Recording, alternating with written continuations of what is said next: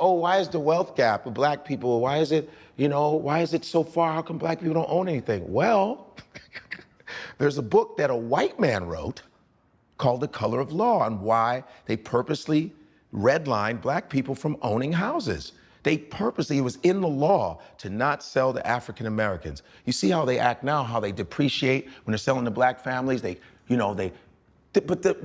does this come from? Oh, it comes from here. Building highways in the middle of black neighborhoods so that black people couldn't build houses. This is all facts. Or they put black neighborhoods on toxic waste dumps, and then black people get cancer. This is happening. I need to know about this kind of shit. So if I go and buy a house, I go, oh, I know it. Don't be up to. Yeah, but history is important. But the problem is our history is just, whether it's African colonialism, is so atrocious that they don't want to hear that shit. Well, you shouldn't have acted like that. But how about this? Why don't you let it help you and don't be like that?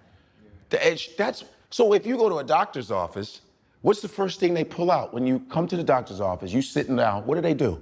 What do they bring out? Your medical history. What do they make you fill out? Your medical history. They make you fill out, does your family have this? They write pages of that shit, because that's how they assess your health now. It's no different than anything else. When you guys were playing ball, what do they talk about? The announcers always talk about your past. Well, as you can see, last week he had a pulled hamstring, but now he's doing much better. They're talking about the past all the time. Last week he was 2 for 3. Now he has 5 RBI.